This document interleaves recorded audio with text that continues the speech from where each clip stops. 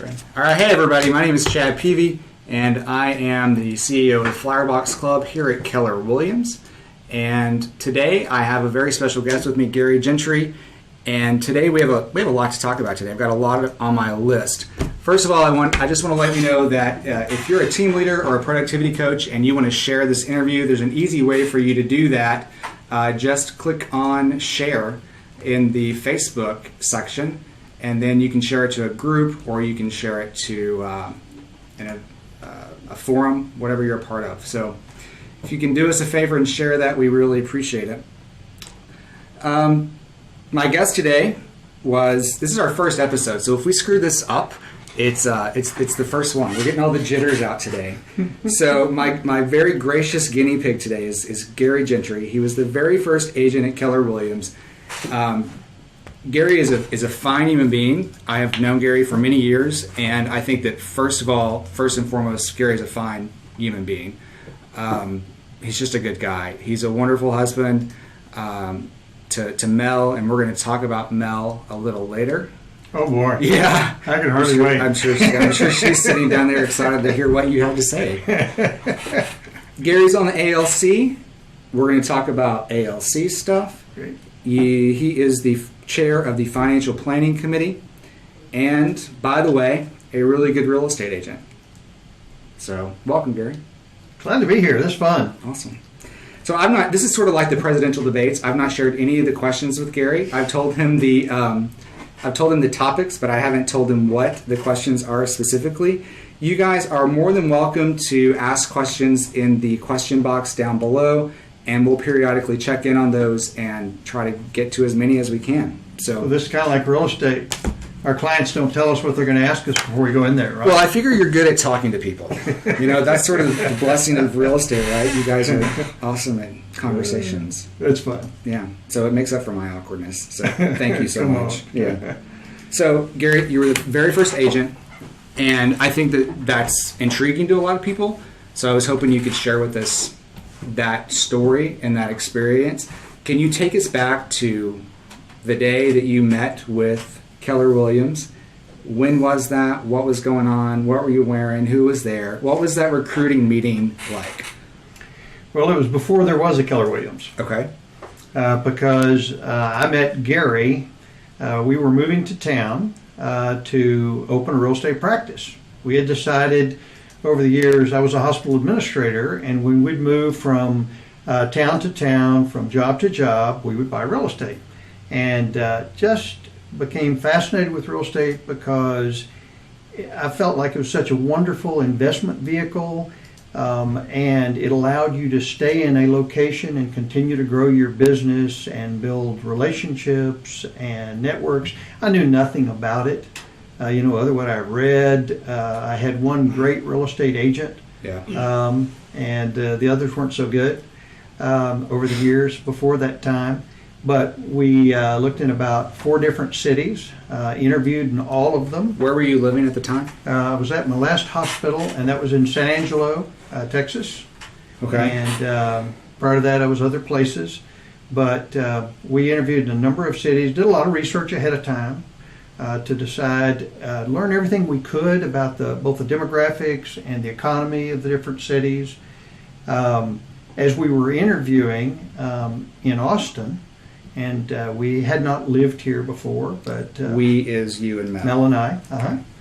And so as I would go into interview, I had lots and lots of questions, and the more interviews I had, the more penetrating I think those questions were, because a lot of times the managers weren't used to answering some of those questions. I was asking about turnover. I was asking about their attrition rate. I was asking things like that, which to me, from numbers and from a hospital administration background, told you something about that environment. And I interviewed, one of the companies I interviewed with was the largest company in town.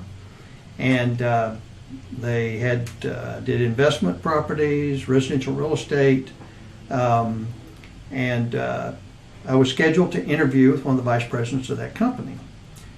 He couldn't work me in. Something came up in his schedule, and so he wasn't able to work me in.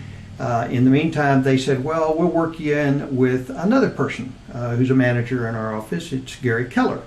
He's getting ready to open a new office in this town, and we'll set that appointment. So they set the appointment. What year was this, by the way? That was 1983. 1983. Okay. In fact, that was August of 83. In the meantime, the first interview, the manager was able to work me in. I already had this appointment set with Gary. Yeah. And so he worked me in. I came out of that interview knowing beyond a shadow of a doubt I was not going to go with that company. Mm-hmm. Everything was wrong about it. Yeah. They had a horrible turnover rate. It was obvious to me that there was some training, but not a real in-depth level of training, and it didn't matter to them. If people came and went, they sold their families, they sold their friends, and then they were gone. Yeah. So I decided after that interview that was an easy decision. I still had this appointment, though, with Gary. And so I nearly canceled the appointment, but I thought, well, I learn every time that I interview someone. So I kept that appointment.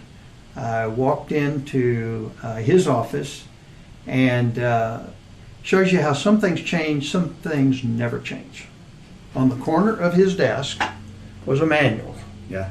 If you can't see, it was about a foot thick, and it was a training manual that he had written for that company.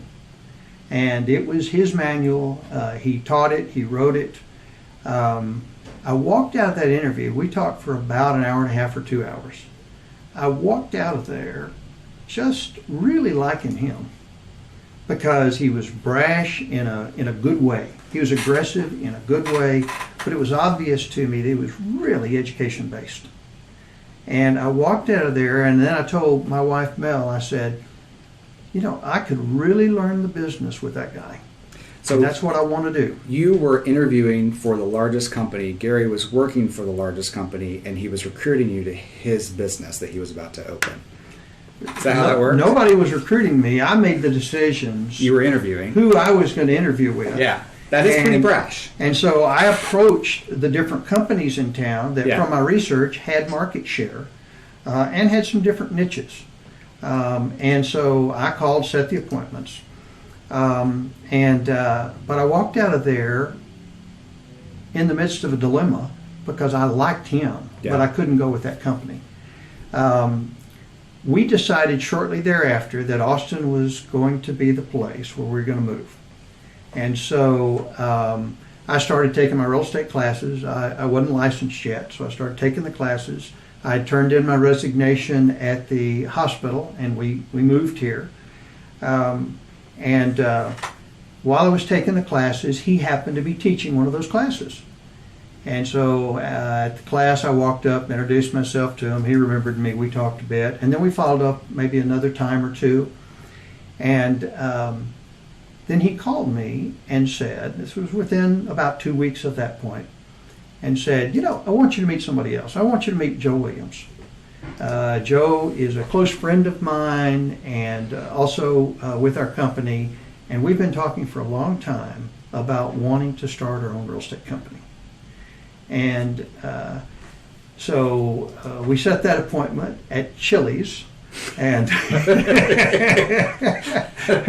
and so we met there. I love Joe. Any of you that have met Joe, Yeah. wonderful guy, terrific salesman. I mean, he is a salesman. Yeah. No question about it. Helped develop many of the scripts. How did that rub you coming from hospital administration? I can't imagine there's a lot of sales. And then you're in front of a couple of sales guys. What is that? I mean, are you like in culture shock? Were you appealed? Did that appeal to you? Were you excited about that? What was that emotion? Number one, Gary's not a sales guy. Joe is. But Joe was. Okay. Joe was. Joe is. Okay. But I was fine with that because the way I looked at life, and still do, is that everybody's Everybody's in salesperson. sales. Yeah. I mean, we Everybody's in all are. sales. Yeah. We're selling the good life. Right. We're persuading someone to be our significant other, to marry us, to be our friend, to hire us. And so I didn't see that as any different than life. Yeah. And so that was not at all a problem. And I was convinced at that point that the opportunity in real estate sales was the unlimited opportunity. Was that what Joe sold you that day? No. No? What did he sell you that day? I walked in there knowing, because I had made the decision to move into real estate. Yeah. And so I knew part of the reason was because it was an industry and I knew nothing about it other than the brief exposure I had had to real estate agents that had helped me buy homes. Yeah. And study and reading and that sort of thing. I just felt like that was an unlimited opportunity, and one where you could move someplace, stay in that locale, and continue to build your business as big as you wanted to build it. And different than the hospital administration business, where you really had to move every few years to the next bigger challenge, the bigger hospital, the bigger paycheck, the bigger responsibility, and you left your relationships behind you. Those are the relationships you built for the hospital. But in my own business, I could build those relationships and maintain those, and that would be part of the business, part of the enjoyment, and the friendships that you built in that locale. So I already had that perspective, and that's why I chose real estate. But you went with a company that was, nobody knew who they were, right? Well, and you have a family. Do you have kids at this time? Mm-hmm. So you're taking a big risk to go join these, one guy that's brash but good at training, and the other guy's really good at sales, and you're like, yeah, sure. Coming from a hospital, I imagine a hospital administrator is a pretty buttoned up, straight-laced plan. I know you're a planned guy, everything's, an Excel sheet. So what convinced you that these were the two guys and you were going to do this, and it was with this brand new company? Well, to Mel's credit, she really did see it as a risk. I was just dumb enough and had enough faith that I felt like, even as Gary has taught us, work smart rather than work hard. Yeah. I didn't know how to work smart, but I knew how to work hard. And I knew that if I poured myself into anything and put enough time at it, that I had confidence that I could do well. And so I walked out of that interview, and a major mistake I made that night when I went home, and I told my wife, told Mel, I said, well, I think I've decided on the company that I want to go with. And she said, great. What's the name of the company? And I said, well, I don't think they have a name yet. And her question was, well, do they have a sign? I said, probably not.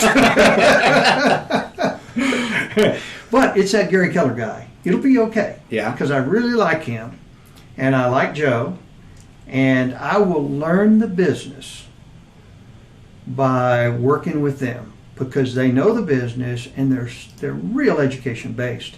And that was my number one priority.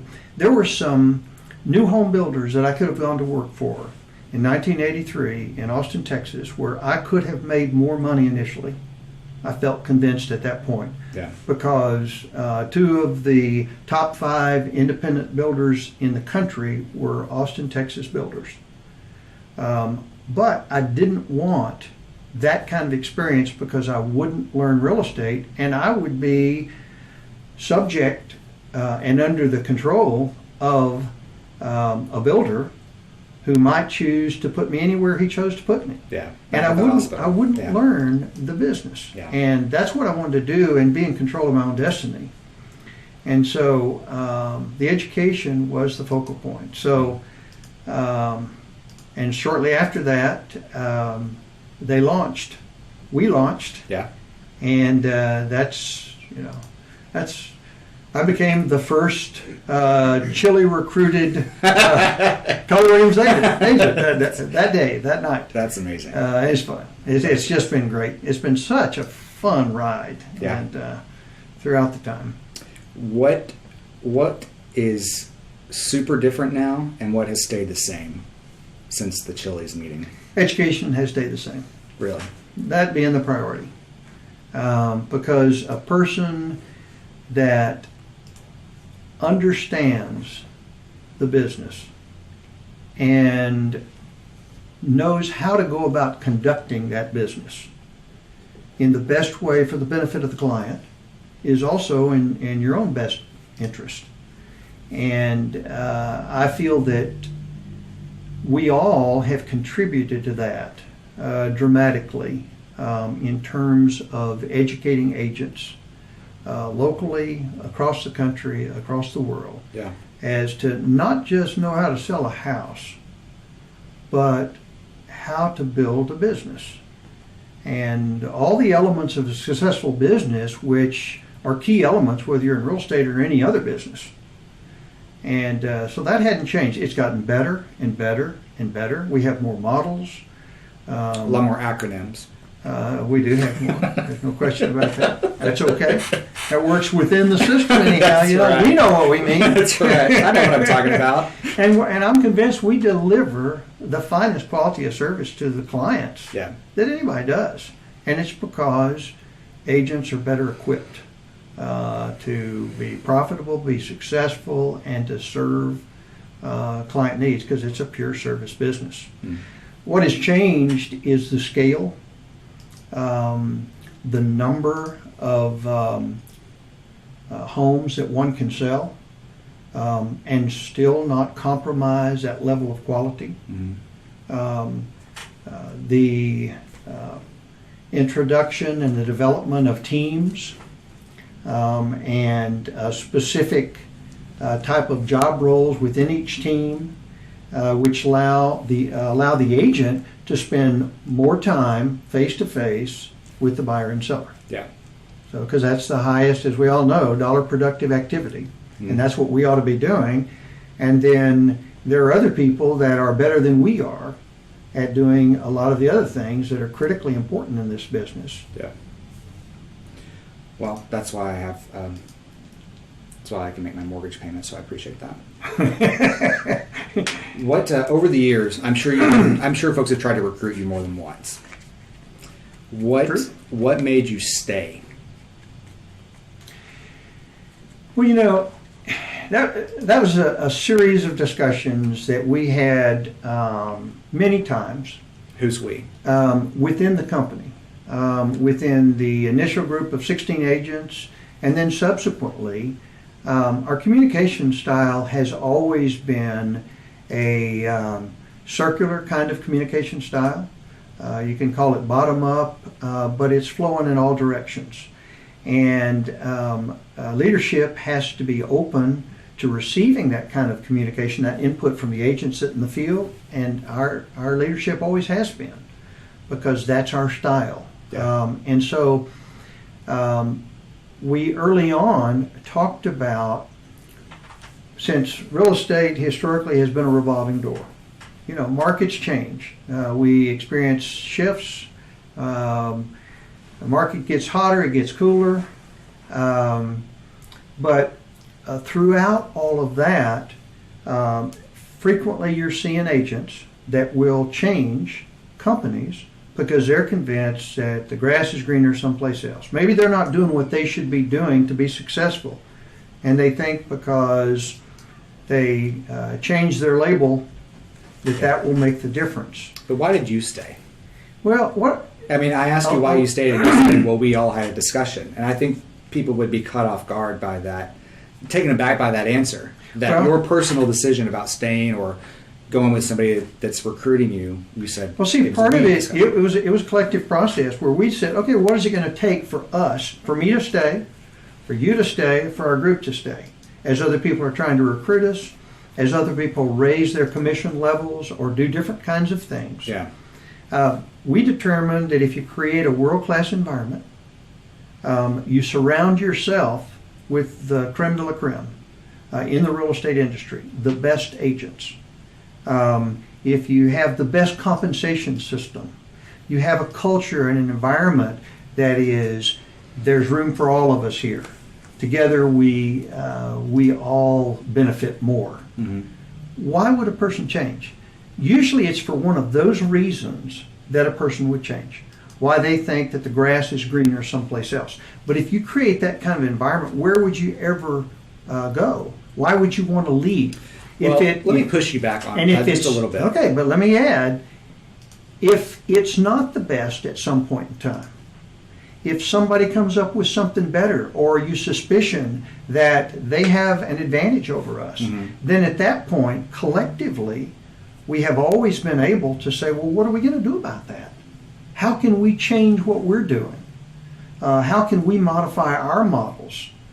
So if you feel like you're in control of your own destiny, and that you can change, and leadership allows and encourages that change and participates in it, then I can't point the finger at somebody else and say, it's their fault that something's not working out the way I want it to work.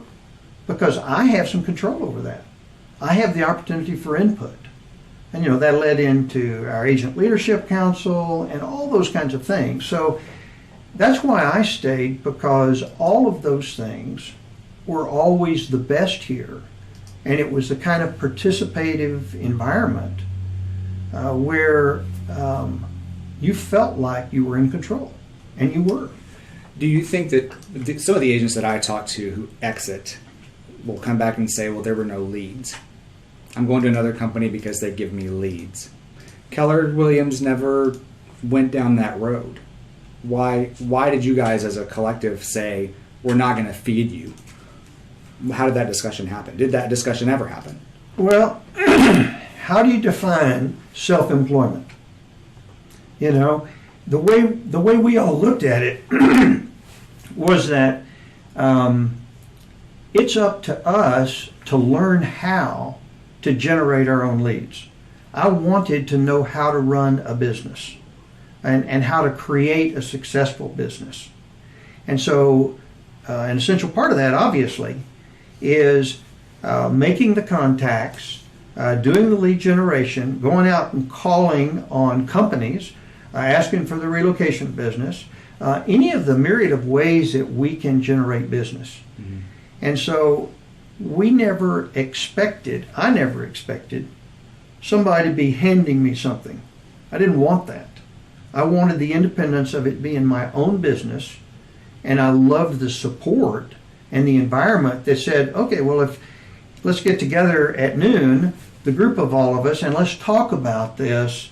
What challenges are you having in listing builders? What challenges are you having in listing in an area where we don't have market share yet? What challenges are you having in doing relocation business and calling on the IBMs of the world? And so collectively, we would work on that and come up with scripts and dialogues and to come up with strategies, and then a lot of times joint efforts where we would list a builder, and then we would bring that entire group of agents that wanted to work with builders to that builder's open house. And so... But there was never a handout situation. You guys never thought, let's just go hire somebody to just generate leads and we'll just work the leads. It was always about building your business, doing your thing, and being in control. Yeah. And that's not the case for everybody. Yeah. But I think as we educate people, we've talked a lot of times about you can hand a person a fish and they can eat for a day, but if you teach them how to fish, they can eat for a lifetime. Mm-hmm. And it was that kind of philosophy which both fueled our growth, it fueled the enthusiasm that we have for our business, and the camaraderie and the participation, and all of us helping each other succeed. Yeah. And so that was always the strategy. Keller Williams has always wanted to help agents build successful businesses, not line up in a line waiting for a handout. Yeah. A different mindset altogether. When did you, as the first agent, I would imagine there were a lot of ups and downs. When did you look at it and say, yeah, I made the right decision? When did you realize that this was really something? Was there a moment? The reason I thought of this question was I was thinking, what if the 1983 Gary Gentry walked into a mega camp today? Uh-huh. I mean, I just can't imagine what that's like for you to walk in that room and be like, "Holy crap! Like this is this is amazing. This is exciting." Yeah. Wow. So was there like one moment where you were like, "Yeah, this was a good decision"? I don't, all along the way I was being reinforced because I got the positive reinforcement on a regular basis that fueled my desire and my enthusiasm and that sort of thing. I don't think there was ever a time when I said something happened that caused me to think, oh, this was the right decision. But part of that is my philosophy in life is that when you cross a river, you burn the boats. Ouch! You make the decision.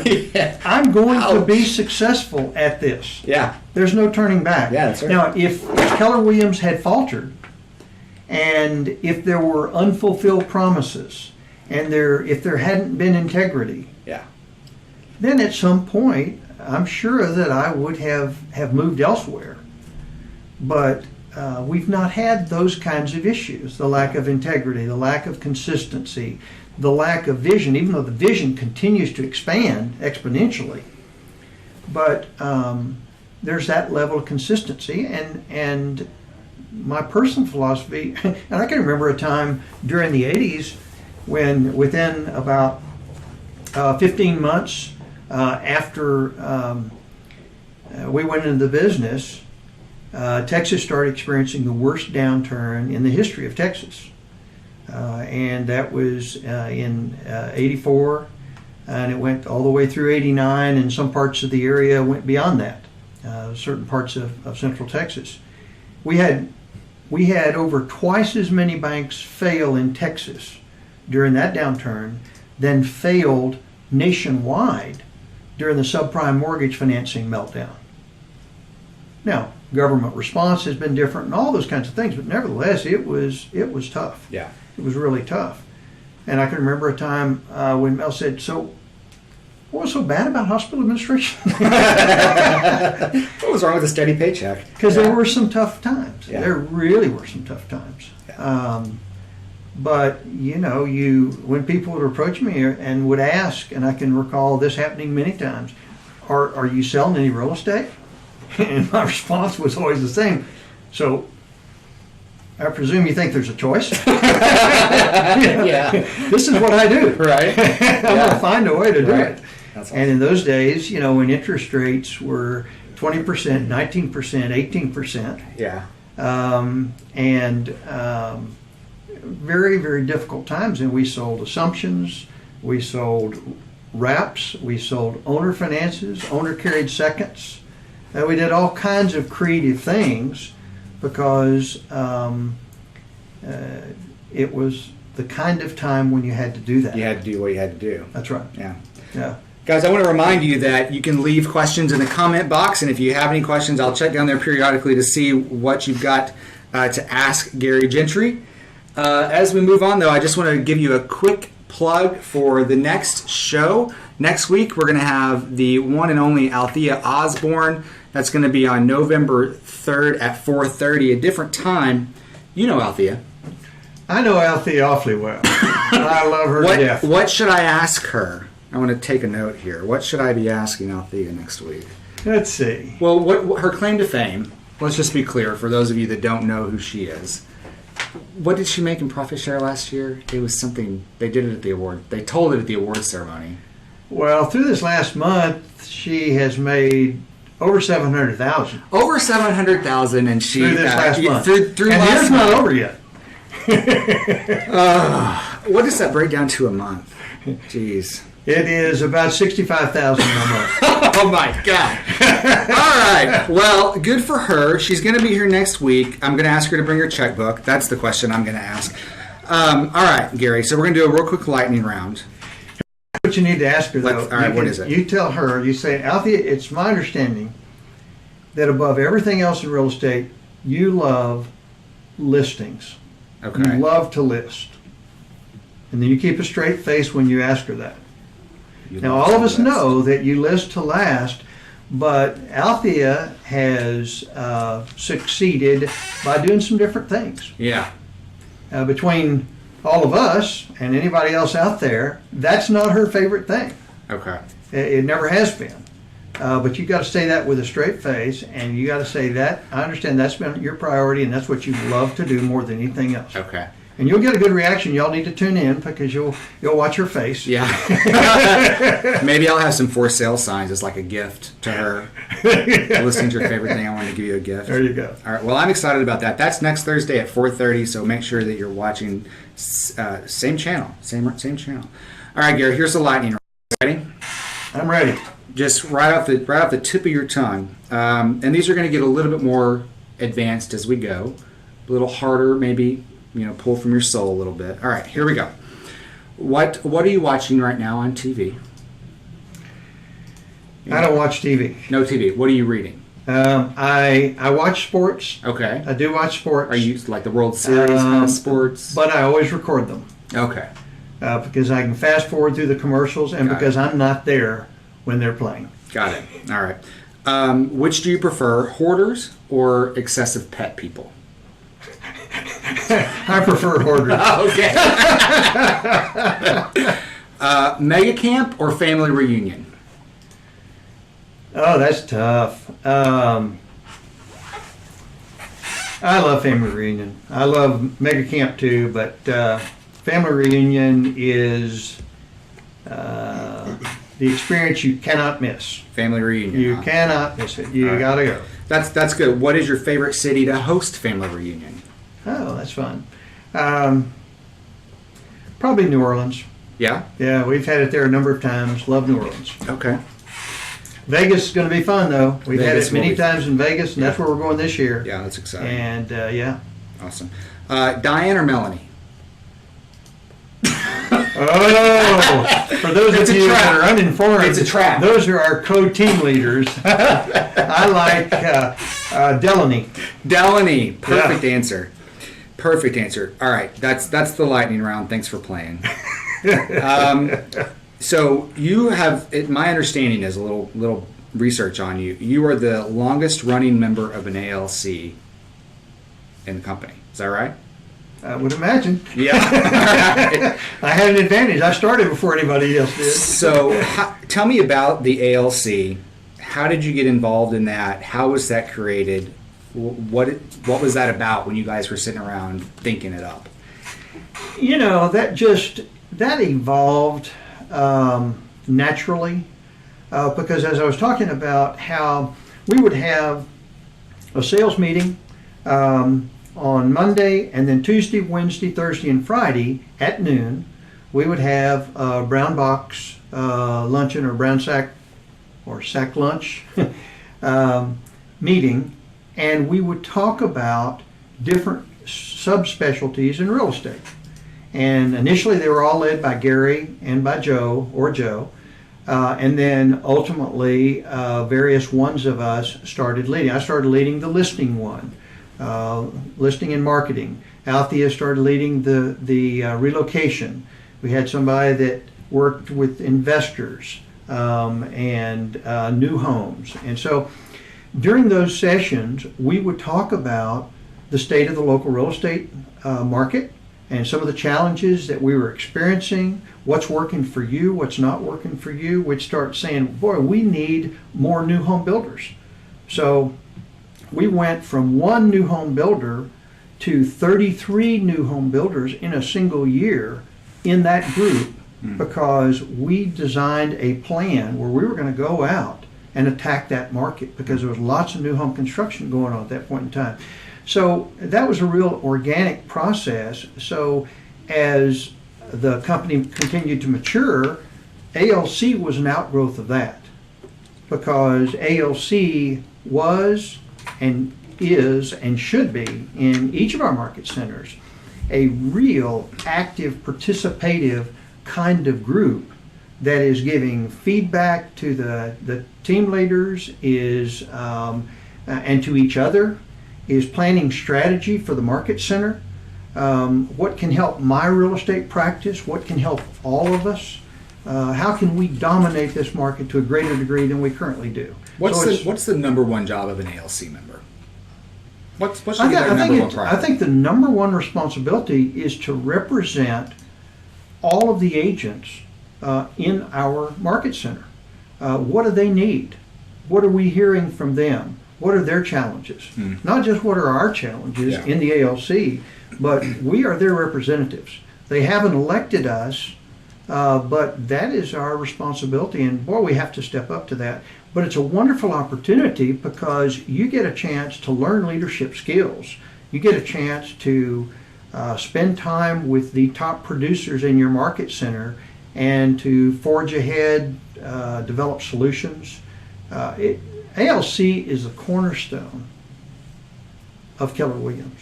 It comes before profit sharing or any of those kinds of things because it is reflective of our culture.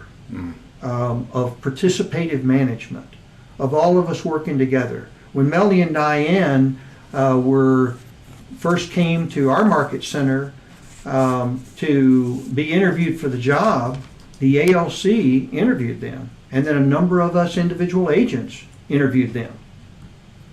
There have been times when the ALC would favor a particular team leader interviewee over Gary Keller and his preference. Well, I want to ask you when he about was that. managing us. How involved do you think that an OP, for example, how do you define up the roles? So there's the ALC, there are your team leaders, and then there's your MCA OP. What role do they have equal votes? What role? Well, those are all governed by the I know there's a politically correct answer, right? There's a bylaw answer. Yeah. But like in the dynamics of every day in a market center, who do you think should be pulling the weight? Who should be clearing and okaying and moving things forward? Well, the OP is helping to ensure that those team leaders are functioning at the highest possible level and giving them the kind of support and the kind of leadership and the kind of accountability so that they can step up and be the best that they can be to lead that market center. So that's very much a part of the OP's role, as well as constantly looking at those books and managing the profit and loss situation of the financials of that market center. So the job is not to stuff it with yes men. Is that what I'm hearing you say? No, I mean they want to find key people, team leaders, that can run that and can run it with decreasing amounts of supervision. But the OP has to be very hands-on, especially in the early stages. Now, and in our market center, because we have lots of seasoned leaders here, and our ALC is strong, and our financial planning committee is strong, we're looking at those numbers. Yeah. We're constantly, so we're taking the weight off of the team leaders, off of the OP. So at some point, even though Mary Tennant would not stop supervising Diane and Melanie, nevertheless, she's confident as to how well they're doing the job, and she lets them run with it. But it's because of the whole dynamic of the market center. If your ALC is not functioning at a high level, and we've experienced that many times. Here in this office? Sure, over the years. You have to go in and you need to fix that. They need to be Who in. fixes it though? I think collectively we have to fix it. The team leaders have to empower the ALC. The OP has to empower the ALC and the team leaders. But that's one of the beauties of our system, is that we can solve a lot of those problems ourselves because we're pulling the same direction as the team leaders. We're not pulling in opposite directions. We're not saying, man, why haven't you taken care of this? Yeah. It's all about, what can we do about this? Let's focus more in this area because we've got a lot of $1 million producers that we need to get to be cappers. So let's focus our training on this, bringing that group up, because look at the economic impact that will have on the market center and the economic impact that it'll have on the lives of those agents that are making more money, making twice as much, 3 times as much. You've mentioned financial planning committee. Uh-huh. I've had the privilege of visiting market centers around the country, a few of them, and one of the things that I've run into when I say, well, I'll meet with your financial planning committee because there's a financial commitment here, they don't have one. Is that something that is unique to this market center? Is that something that was developed here? And what is it? What is the function? How should other market centers have that, and how do they get it? A lot of questions, but you get all market centers are required to have a financial planning committee. Ooh, they are okay. So absolutely I just told on somebody. They're absolutely required to have that. Okay. Now, is it a functioning and a high functioning FPC? In many cases, it's not. Mm-hmm. But sometimes a lot of times you'll have ALCs that don't function at a real high level where they're participating, where they're helping design outcomes for the market center to the benefit of all the agents there. Financial planning committee is so critical, I think, to help chart the course, to then make recommendations back to the ALC. This is what we're recommending. And we've analyzed this, we've looked at the cost of this, we've looked at the return on this. This is what we're recommending to the ALC, or we're recommending this to the Education and Training Committee, mm-hmm. or Retention Committee. So it's a real important role, and you're working so hand in hand with that MCA. Boy, the MCA is so critical there to be able to provide the kind of data, the kind of information, and also help interpret that to us. Right. Because we have former CFOs with companies that have functioned at extremely high levels on our FPC, but we've had agents that don't have that kind of background, but they're there to learn because they care about the outcome. And so they're learning how to run their business while they are helping to shape the profitability of the overall market center, because it's a wonderful educational tool for the agents that will commit to it and that will take on that responsibility. Well, why would an independent contractor who is not getting paid to serve on these committees or on these ALCs take on that obligation? What's the growth opportunity?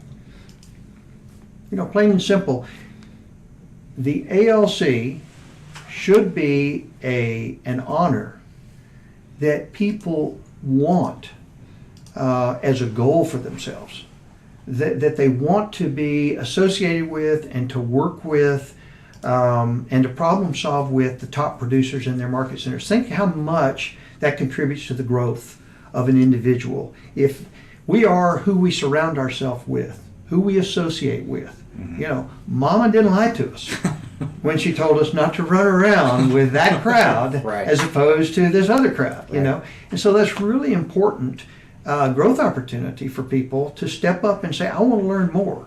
Yeah. I can learn more about how to run a profitable business, my own real estate practice, by paying attention, participating in, and learning through the Financial Planning Committee. And exactly the same thing is true of being actively involved in the Agent Leadership Council, because that's just a wonderful, wonderful growth opportunity for us. And that's not an opportunity that most companies ever offer anybody, much less the opportunity to change the course of a market center. When in an agent's career do you suggest that they look into a leadership role? As soon as they can. Really? Yeah. As soon as you develop a level of expertise, whatever that may be, you drill down and you get to be the best at open houses because you have followed all the models, you've attended the programs where people that have generated huge amounts of money and huge databases mm-hmm. out of open houses, and you replicate that, and then you develop those skills and those scripts and dialogues, and you develop a track record. You ought to start teaching that in the market center. Yeah. You ought to be on the faculty of Ignite, and you'll grow. We all know when you have to teach something, you learn a lot more. You learn it. Yeah. You really learn it. It gives you more benefit even than those that you're sharing that information with. So. Absolutely.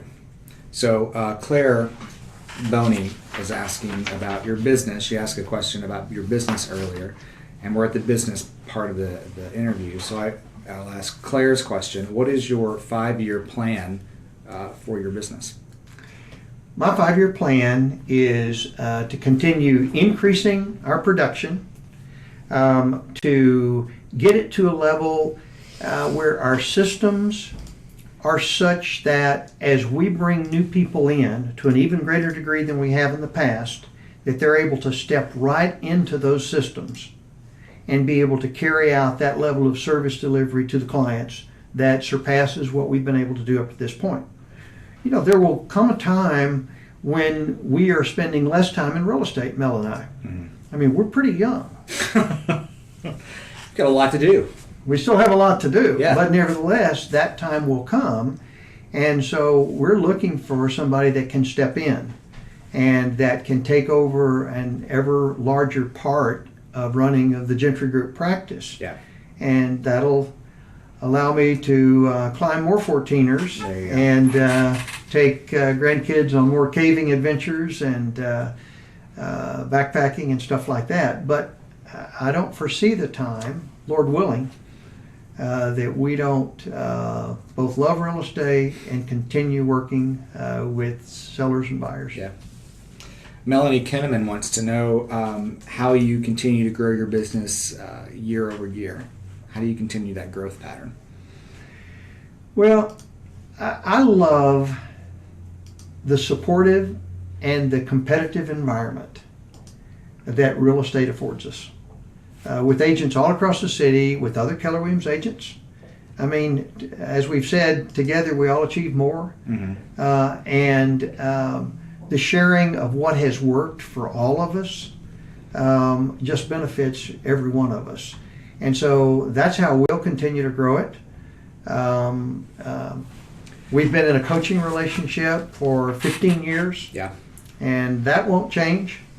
Is that coaching through Keller Williams, or is that somewhere else? I've had coaching through world-class coaches, okay. Johnny Johnson. Okay. We are about to make the transition to go to MAPS. Okay. And something we thought about for a long time. We've had a wonderful relationship with Johnny, and he's benefited us greatly. Yeah. But we've made that decision, and so we're about to make that decision. I'm in Bold right now. All right. And that's a tremendous growth opportunity. And, you know, you never stop learning if your mindset is that you want to keep learning. And if your mindset is that you don't know everything there is to know. And so those are the cornerstones of how we'll continue to grow the business. Awesome. Allie Nold wants to know, what is your one thing? Oh, that's tough for me. Well, I just happen to have a copy. And I have one of the 3 dominoes that are part of one thing. Okay. Althea has one, I have one, and Gary has one. So I'm very proud of that. And it's a wonderful, wonderful book. Awesome. My one thing right now is to fully develop a transition plan that I've just described to you. Yeah. And that's what we're focused on, and continuing to build relationships throughout the U.S. and Canada with other agents. Okay. I covet your referrals out there. Yeah. And I will take wonderful care of any of your referrals. So we want to continue developing that. Okay. As well as developing our database and being ever better communication with that database. Those sales skills have come a long way since 1983, right? Yes, they have. Yes, they have. Gary, when did you realize that you're not really in charge and that really Mel Gentry is in charge? When did that happen? Well, sure. Probably right after we were married. Really, when did you and Mel decide that real estate was going to be a us thing? Well, she was a former middle school and high school teacher and assistant superintendent of schools. And for a number of years, she went back to teaching when we moved to Austin to help support us as I was learning real estate. And within the next few years, I was constantly trying to persuade her to come into real estate full time. She would work during the summers and then help throughout the rest of the year as she was able. But in teaching and in those other roles, she was very, very busy. But she's now been licensed and full-time for probably 25 years. Yeah. And part of the team, you know, when the truth is that when I persuaded her to come into real estate, I thought that I was hiring an assistant to help me. Oh, I'm sure she corrected that real quick. And she thought that I was bringing in someone to manage me. Yeah, I think she was right. I would not cross Mel Gentry. I love it. And I tell you, being in business with your family can be one of the greatest challenges that you ever face in life. I mean, Yeah. it really can. It also can be, and it has been for us, one of the greatest blessings. Because, you know, your family will tell you things that you don't want to hear. Yeah. And things that nobody else will tell you. And they're wrong most of the time. but I hear so Mel's often, footsteps. Yeah, she's on her way so down. often, you know, there are things that you need to hear. And so that's really been a wonderful blessing, both personally and from a business standpoint, financial standpoint. That's been great. We frequently have to take our discussions out in the hallway, move out of our offices because they get a little bit too heated, and Do you ever turn it off? the other people in our group will ask us to take those discussions out in the hall. Good for them. You've hired good people then. No, that's right. Yeah, Yeah. that's good. That's right. Do you ever turn it off? Real estate? The two of you ever turn off the real estate? Oh, yeah. You do. You're able to go home and let it go? Yeah, but part of that is having that kind of honesty and since we've been in business together, this is much easier because she has now experienced firsthand for all these years the challenges and the pressures that you face as a real estate agent and that she faces. And so she very frequently will tell me, somebody called, I'll tell you about it in the morning. Yeah. Well, what did they say? Not now. I've had it for the day. Yeah. and there are times when she's in a talkative mood and I'm not. I'm burned out. Yeah. You know, I want to eat dinner or I want to sit down and watch a replay of a ball game or something like that to take my mind off of real estate. Right. But we're real honest with each other. Not now. And we respect that. Yeah. That's good. So it's been a good got to do it. Yeah. Got to do it. And when we get away on vacation, we do not talk about real estate. Do you ever think about the risk of that, though? I mean, I can just imagine as a planner and as other people out there watching this are planners, we're both in this thing. If the market goes belly up or if something goes wrong, we don't have a backup, right? So what do you say to people that are afraid to make that leap? Well, what does any business do? You start setting aside funds. Because you want to have what it's going to take to float the boat, Yeah. and you want to have 3 to 6 months of that's set aside in an account. Yeah. So you're not dipping into that, and you don't get that immediately, but you start building that. How do you set aside savings? It's the same sort of thing. So you have to do that. So she didn't just up and quit.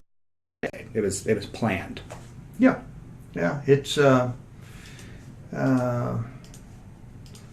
you know, one summer at the end of the semester, at the start of a summer, she made the decision that she was ready to not have to daily manage 30 kids in a classroom. She only had to manage our kids. Yeah. And then some of the kids of some of our clients that didn't manage them too well sometimes. Yeah. So, but yeah, that was a planned kind of process. I never knew exactly when she was willing to make. But that was a good day, and you welcome the change. It's been great for us. Yeah. I mean, it's been wonderful. Awesome. It really has. It's time to play another game. It's time to play Word Nerd. A few words, and we're going to see how expansive your vocabulary is, okay? All right. So I'll give you the word, you give me the definition. The first one is umami.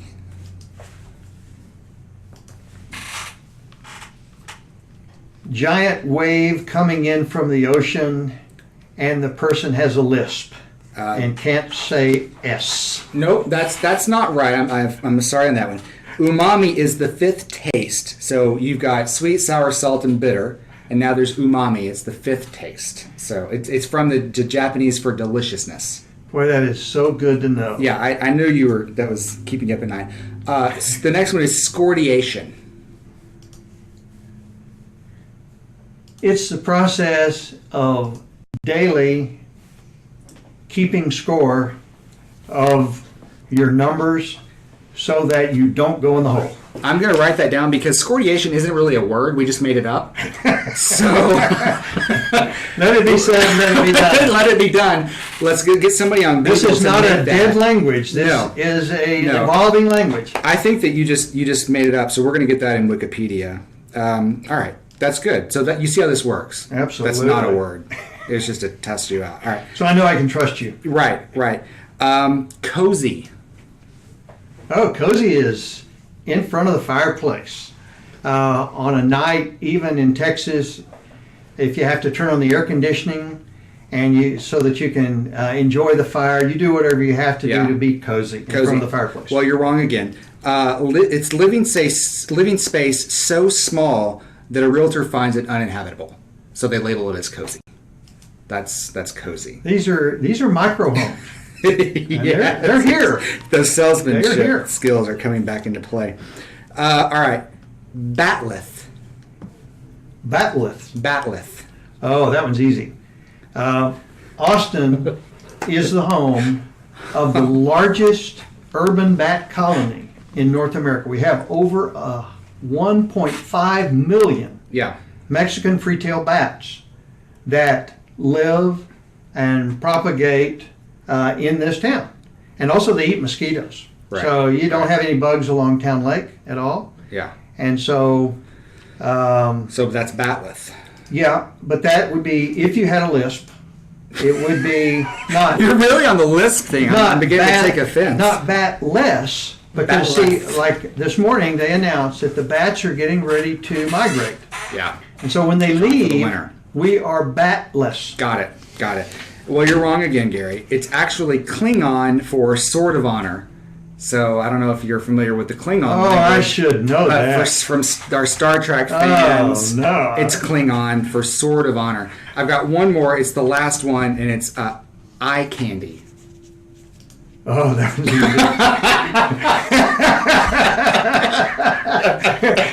We have eye candy all over our market center. Eye candy everywhere. Okay, we'll stop there before Mel Gentry is knocking on our door. All right, the last segment here, we're going to talk a little bit about the future. I just want to know from you what concerns you. I'm on the blogs all the time, reading what's going on. I'm reading Inman all the time. There's a new company that's popped up in Dallas and Phoenix that they're trying to eliminate real estate agents. Essentially, they say that they're not, but why would you admit that at this point? What concerns you about the future of real estate, and do you think that technology will eliminate the real estate agent? Oh, I don't think so at all.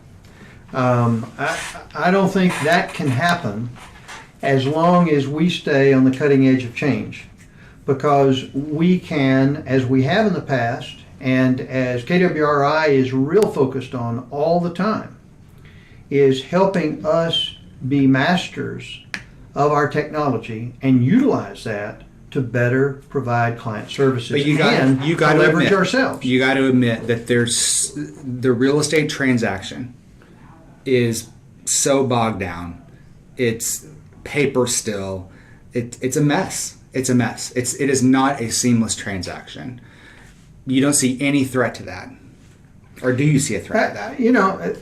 The more complex it gets, the more our client population out there needs us to walk them through the process. I mean, I've told new agents that all the time as they complain about increasing complexity, not only paperwork, legal liability, the public's access to MLS. Yeah.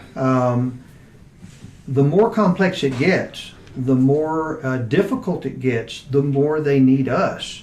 And technology will never help an individual buyer or seller be able to weave their way through how they get from where they are to where they want to be. What are their dreams? What are their goals? What are their fears? What has kept them from moving forward up to this point? If we're exploring that with them, if we're putting that consulting role out front, and that's the way we approach our service, then we're providing them with a coach that can help guide them through that process. And so, well, tell me more about what it is that you fear if you were to make a decision right now. Well, I'm afraid that this may be the top of the market. I don't want to buy right now because I think prices are coming down. I think there's a bubble that's about to burst. If we are their local economist, if we know our numbers, if we know our local market, if we know our local economy and the real estate market, we should be able to advise them properly, to be able to address those fears, to help them make wise investments, and to help guide them to not make other investments that are not as smart. We're dealing with people, and interpersonal communications is such a critical part of helping people get from A to B. Technology can't do that for them. Okay. I don't worry about that at all. You don't? No. What are you whispering in Gary Keller's ear?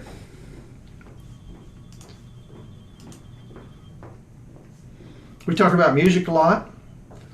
Well, let me frame that. Uh-huh. What concerns you about the future of KW? You've seen it grow. You've seen it in the last, since 2011, explode. Mm-hmm. Does any of that concern you? What are you saying to him? What are you whispering in his ear? I think one of the greatest opportunities, and it can be a challenge, the larger a company grows. And Gary and I have talked about this before. You can't develop the solutions to problems strictly at the corporate level, because those may not be the problems which are the primary problems that agents in the field are experiencing. Yeah. So you have to continue to pull in agents all the time that are study groups, that are beta testing groups, to see how they respond to solutions that the company may come up with, but maybe that's not the real problem. Because the agents are the ones, we're in the field. We know the markets. We know our clients. And so it's real important that as a company grows, that the leadership, the research and development, all of that stays in touch constantly with the front line of agents. Let me ask you on that. The beauty of Gary's perspective is he has always been an agent at heart. He's a teacher. He's an agent at heart. He's not somebody else that has come into real estate thinking it's a great investment, a great career, but he's come from some other perspective. He's always had that perspective. And so that's something that we've talked about a lot of times. And, there have been programs that have been rolled out that really didn't hit the mark. Yeah. But you can't be afraid to try things. No, you got it. You can't be afraid to fail. Right. And one of the things I've heard him say countless times, and it was probably quoted from somebody else, but I don't remember whom. The only time you can't afford to fail is the last time you try. Yeah. It's a great quote. Absolutely. Yeah. Pearls of wisdom from you. So you've been doing this a long time. What is your exit plan? And how have you structured your business in such a way that will allow you to have an exit? Well, I mean, we have given lots and lots of thought to that over the last few years. I'm sure. Up to that point, not so much. Yeah. Because, happily, we're in great health and have lots of energy and love what we're doing. and that's a key ingredient. As long as that exists, and I want to do what I can do to keep it existing by keeping fresh and by going through bold again and by doing all these other things, we anticipate that we'll continue to sell real estate. I can't foresee a time when we will stop selling real estate. I can see us doing it at a less intensive level than we do it right now. I love to work, but I love to play. Yeah. You know, I'm all in whatever I'm doing. And so that's what we foresee the future looks like for us, like I described before, as you look at a transition plan. I don't know about selling the business, but I see bringing in a partner and that partner becoming the lead agent and running the business. And we'll continue selling as long as we want to sell. How do you find somebody like that? Interview lots of people. But it's not going to be a kit. Attend a lot of classes Yeah. that teach those kinds of skills. And happily we have those. Yeah. And attend them countless times so that you continue to pick up better insight, better wisdom, better techniques, better approach, better processes to be able to go through that interviewing, that recruiting, selecting, training process. It's not going to be a brand new agent. Yeah.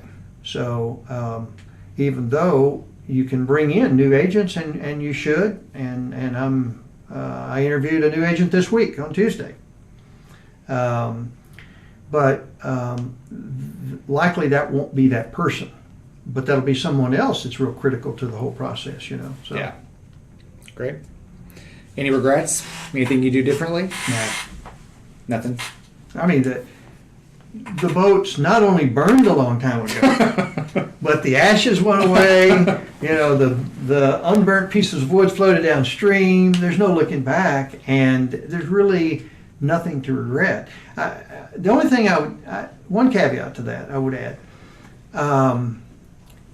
the times when I haven't followed the models, and there have been plenty of those. Yeah. You know, where, I got a better way to do this. You know, and Bold talks about that a lot. You know, changing the scripts, not following the process exactly. We have got such a wonderful process. It's so well codified that for anybody who wants to succeed faster and to ever higher levels, that's what you need to do. And every time I have wandered off that path, I would look back at it and say, that was wrong. Yeah. Boy, I shouldn't have done that. I now can see why successful agents have always done it that other way that's been chronicled by Gary in MREA and elsewhere throughout our training programs. So that's the only thing I would encourage other people to do. Stick with the models, man. Yeah. You know, this is not rocket science, but there is a path that's carved out. Follow the path. Well, I think some of us are just, valedictorians of the School of Hard Knocks, and have a hard time giving that mantle up. I love it. Well, Gary, I appreciate it very much. Oh, you're welcome. It's been a lot of fun. This is And fun. I want to remind you guys that next Tuesday, it's going to be November 1st at 2:30. I'm going to be teaching a Snapchat and Instagram. You are welcome to come, Gary, and co-teach this class with me here at the Southwest Market Center. It is going to be live broadcast as well, and so that should be a lot of fun. It should be interesting. That's next Tuesday at 2:30 here at the Southwest Market Center for you guys here in Austin. Come by and take that class. Otherwise, watch it live on Facebook. Any questions from you guys watching on Facebook? It's Ask Me Anything. And if you have a question, now's the time to get it in before Gary goes off and sells more real estate. Gary, while they're thinking of a question, if an agent wants to get in touch with you, they can just prefer call, emails. How do you want these referrals? Gentry at kw.com. Gentry at kw.com. and that will get us. You can call us in Southwest Market Center at 512-732-3865, 732-3865, and you'll talk to myself or Claire or Melanie or Emily, and we'll take good care of you. All right. Well, Gary, I appreciate it again. And everybody, thank you for tuning in on Facebook today for our inaugural episode of Open House at the Flowerbox Club. Thanks so much and have a good night. This is fun. Yeah, thanks. Thanks. I appreciate it. Sure.